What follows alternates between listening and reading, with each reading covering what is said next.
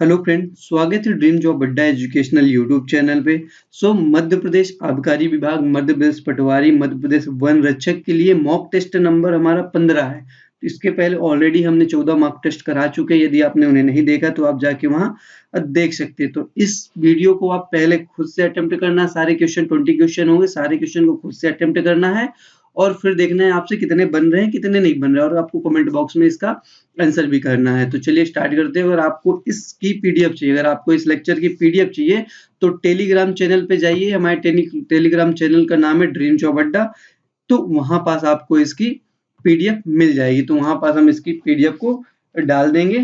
तो देखिए, इसके चैनल का अगर नाम लिखना चाहते हैं टेलीग्राम चैनल का, देखिए टेलीग्राम जो है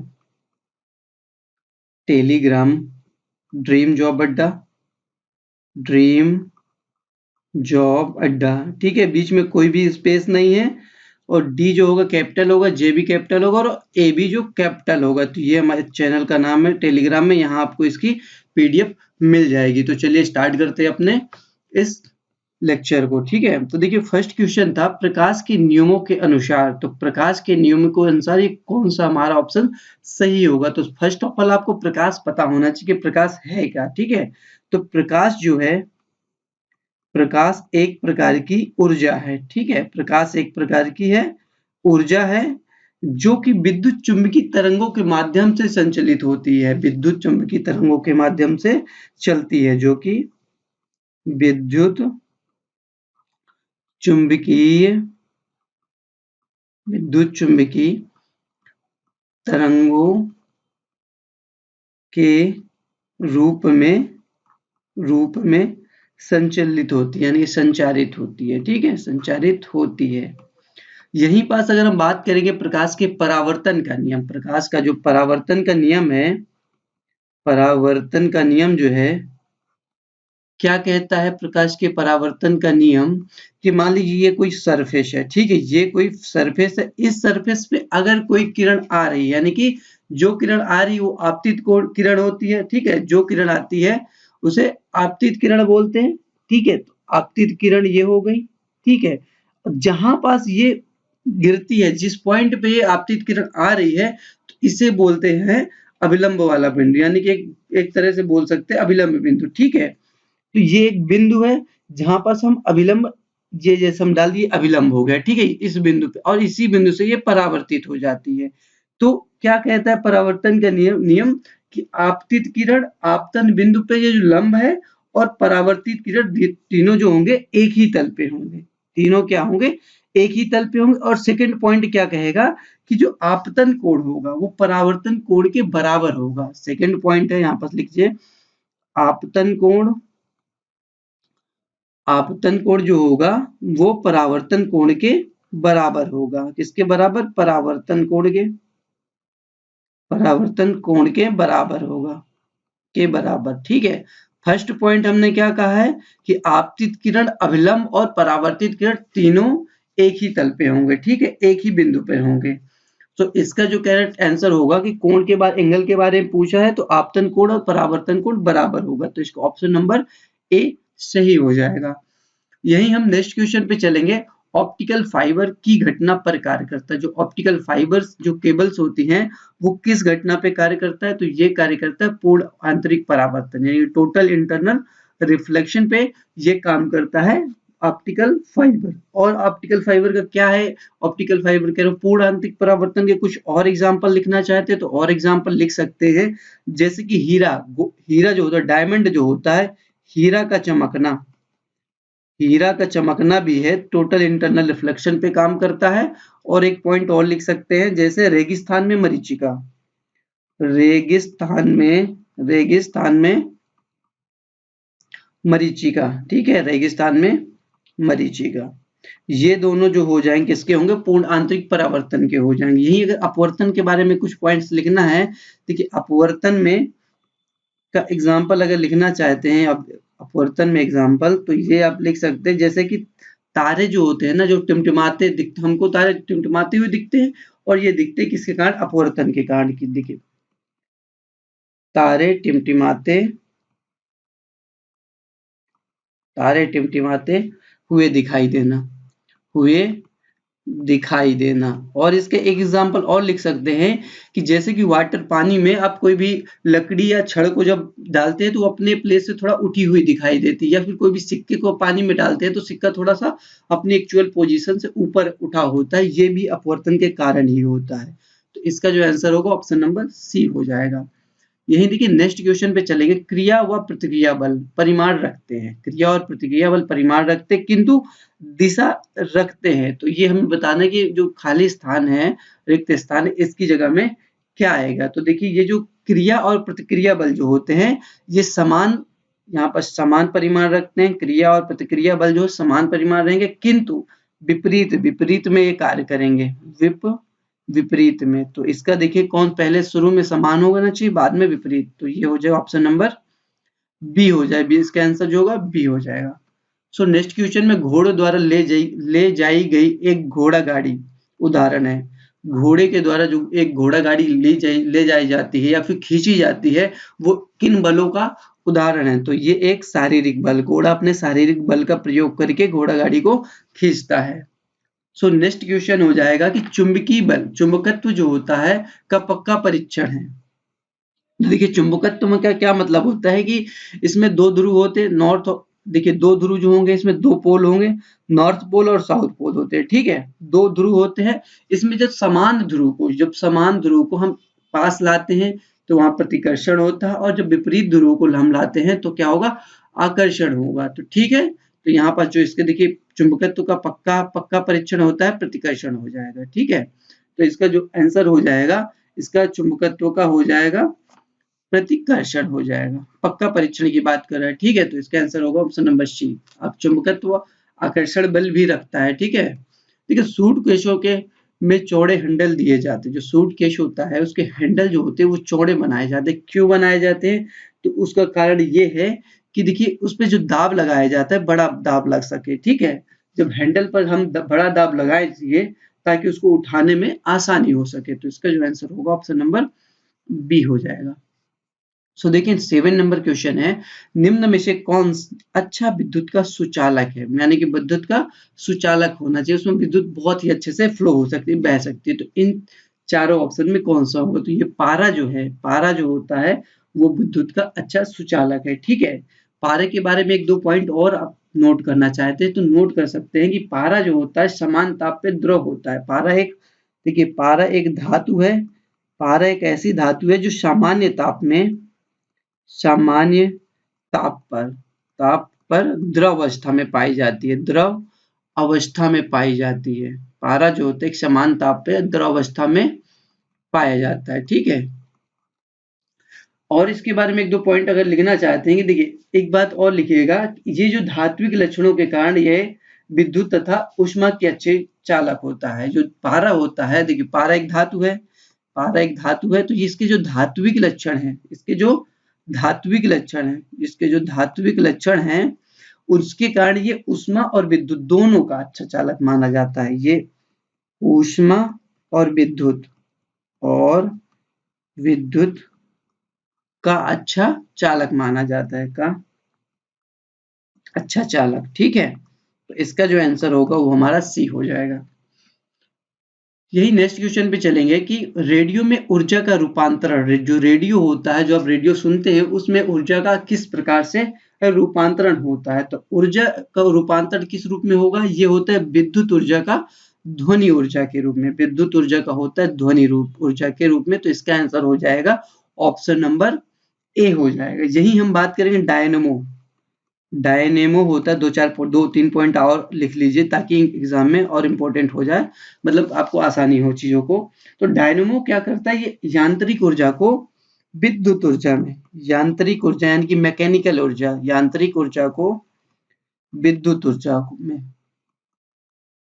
विद्युत ऊर्जा में, विद्युत ऊर्जा में, यानी कि मैकेनिकल ऊर्जा को एनर्जी को इलेक्ट्रिकल एनर्जी में डायनेमो कन्वर्ट करता है। यही हम सितार की बात करेंगे, सितार काफी ज्यादा पूछा जाता है। तो सितार का क्या काम होता है, ये यांत्रिक ऊर्जा को, मैकेनिकल एनर्जी को साउंड एनर्जी में, यानी कि ये काम करता है यांत्रिक ऊर्जा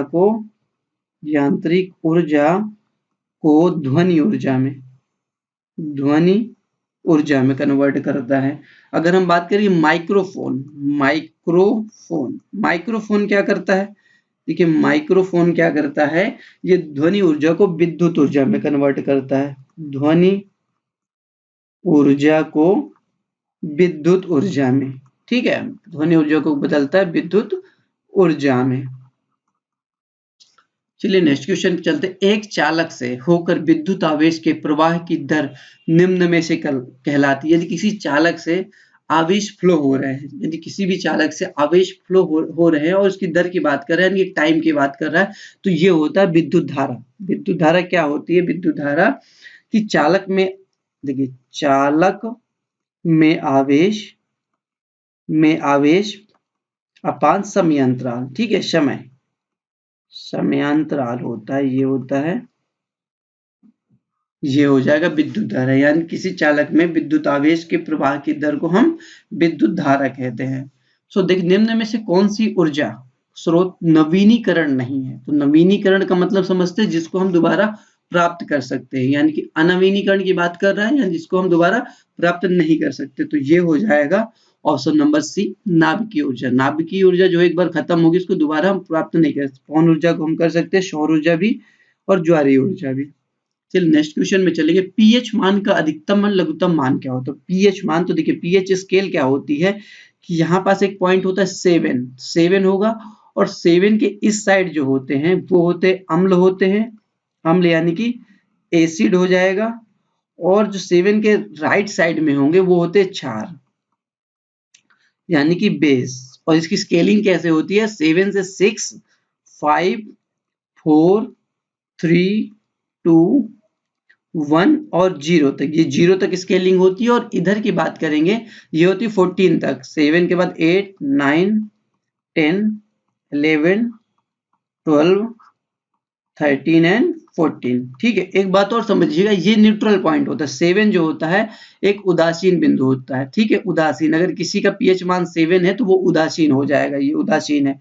और जितना इसके राइट में जाते जाएंगे, जितना राइट में जाएंगे वो उतना क्षार होता जाएगा, और जितना लेफ्ट में जाते जाएंगे वो उतना अम्लीय होता जाएगा। जितना लेफ्ट में जाएंगे वो अम्लीय होता जाएगा, और जितना राइट में जाएंगे वो क्षारीय होता जाएगा।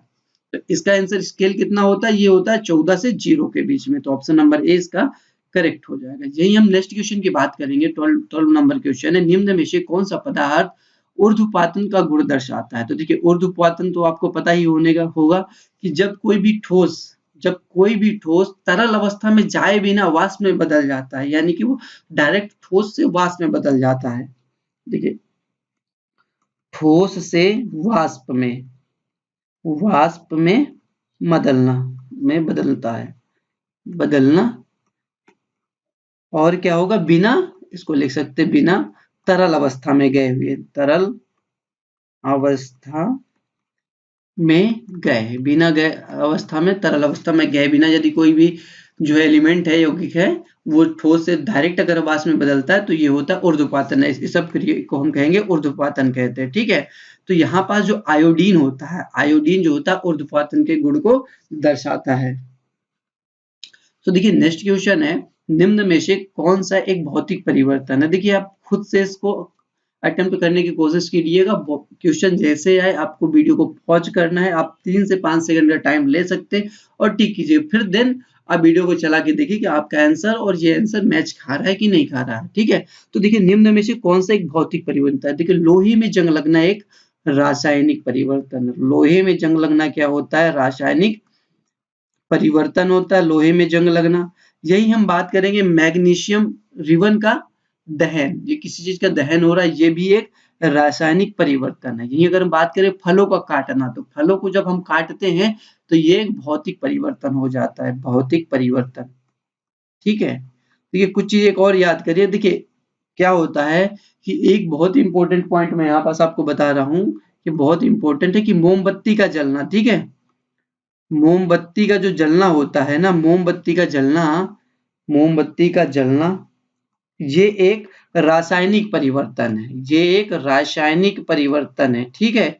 और एक पॉइंट यहीं पर देखिए, मोमबत्ती का जलना रासायनिक परिवर्तन और मोमबत्ती का पिघलना, मोमबत्ती का पिघलना देखिए पिघलना, ठीक है भाई, जब जलेगी, पिघलना सॉरी यहाँ पर पिघल, जब जलेगी उसी के बाद तो पिघलती है ना, तो पिघलना जो है वो एक प्रकार का भौतिक परिवर्तन है। इस बात को यहाँ पर दिमाग में रख लीजिएगा, क्योंकि काफी ज्यादा इंपॉर्टेंट है, बिल्कुल छोटे से पॉइंट का अंतर है, एक तो जलना है और दूसरा पिघलना। तो जलना जब भी आएगा मोमबत्ती का तो रासायनिक परिवर्तन होगा, और मोमबत्ती जब भी पिघलने की बात आएगी तो वहां पर आपका भौतिक परिवर्तन हो जाएगा। तो चलिए नेक्स्ट क्वेश्चन हमारा हो जाएगा कि कॉपर सल्फेट विलयन का लोहे के पात्र में संग्रह नहीं किया जा सकता। जो कॉपर सल्फेट होता है उसका हम संग्रह नहीं करते लोहे के पात्र में, क्यों नहीं करते? देखिए कॉपर सल्फेट जो होता है, कॉपर सल्फेट, इसको क्या बोलते हैं? CuSO4, CuSO4 कॉपर सल्फेट को कई बार देखिए इसका दूसरा नाम भी होता है, इसको बोलते हैं नीला थोथा। कॉपर सल्फेट कई बार एग्जाम में आता है नीला थोथा का सूत्र, रासायनिक सूत्र जो नीला थोथा, ठीक है। तो इसका जो सूत्र होगा CuSO4 होगा। तो कॉपर सल्फेट जो होगा, CuSO4 जो होता है वो क्या करता है कि देखिए कॉपर सल्फेट में जो उपसल्फेट है, ठीक है, ये जो सल्फेट है वो सल्फेट आयन क्या करेगा, लोहे से क्रिया करता है और फेरस सल्फेट बना लेता है, ठीक है। जो कॉपर का सल्फेट है, ये सल्फेट है आयरन से अपक्रिया करके आयरन सल्फेट बना, यानी कि आयरन सल्फेट का मतलब फेरस सल्फेट बना देता है। फेरस सल्फेट ये जो क्या करता है, फेरस सल्फेट के रूप में क्रिस्टलीकृत होता है, फेरस सल्फेट सल्फेट के रूप में क्रिस्टली हो जाता है,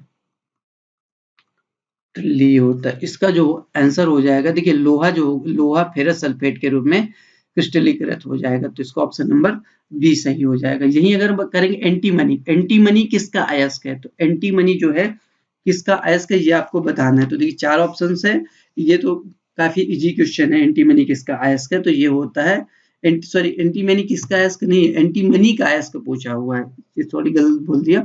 तो एंटीमनी का जो अयस्क है स्टेबनेट होता है, स्टेबनेट होता है एंटीमनी का अयस्क होता है। अगर यही बात करें पायरोलुसाइड, पायरोलुसाइड किसका होता है? ये होता है मैग्नीज का अयस्क। पायरोलुसाइड जो होगा वो होता है मैग्नीज का अयस्क, मैग्नीज का अयस्क होता है, ठीक है, ये होता है मैग्नीज का अयस्क, ठीक है। अगर यही हम बात करें क्रोमाइन, क्रोमाइन किसका होता है? ये क्रोमियम का होता है। क्रोमाइन जो होता है वो क्रोमियम का अयस्क हो जाएगा, क्रोमियम का अयस्क हो जाएगा, ठीक है। अगर ये आपको वीडियो पसंद आ रही है तो चैनल को सब्सक्राइब जरूर कीजिएगा, वीडियो को लाइक और शेयर कीजिएगा। यही देखिए किस प्रकार का भोजन सुरक्षात्मक भोजन में आता है। यहाँ पर देखिए समझिएगा बात क्या कह रहे हैं, ये सुरक्षात्मक भोजन की बात कर रहा है, यानी कि सुरक्षा प्रदान करता है, किस प्रकार का भोजन जो आपको सुरक्षा प्रदान करता है। तो देखिए यहाँ पर कार्बोहाइड्रेट, वसा और प्रोटीन, ये तीनों का काम क्या होता है? कार्बोहाइड्रेट, वसा और प्रोटीन का काम क्या होता है?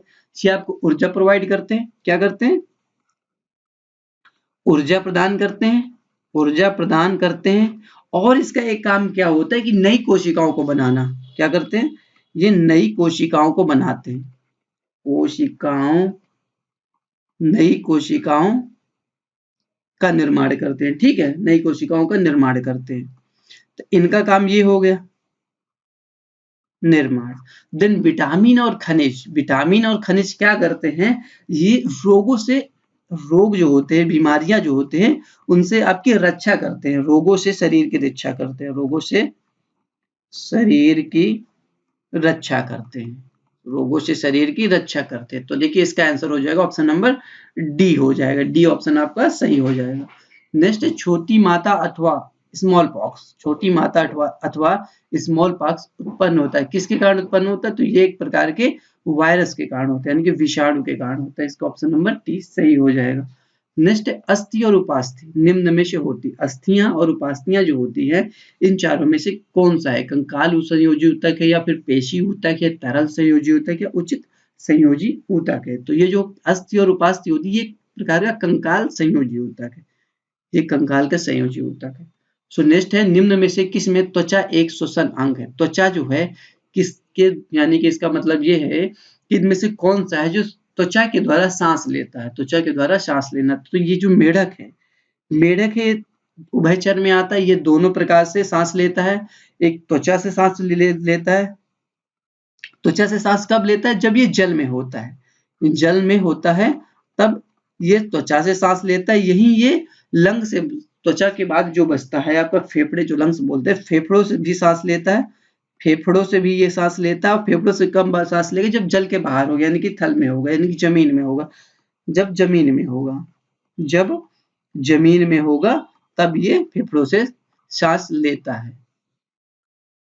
ठीक है, लास्ट क्वेश्चन है और हाइड्रा प्रजनन करता है। हाइड्रा जो है देखिए बहुत ही ज्यादा पूछा जाता है हाइड्रा का प्रजनन, तो ये होता है मुकुलन विधि के द्वारा। हाइड्रा जो प्रजनन करता है वो मुकुलन के विधि के द्वारा करता है। तो 120 क्वेश्चन आपके कंप्लीट हो गए हैं। तो यदि आपको वीडियो पसंद आए तो हमारे चैनल को सब्सक्राइब, वीडियो को लाइक और शेयर जरूर कीजिएगा। Thank you.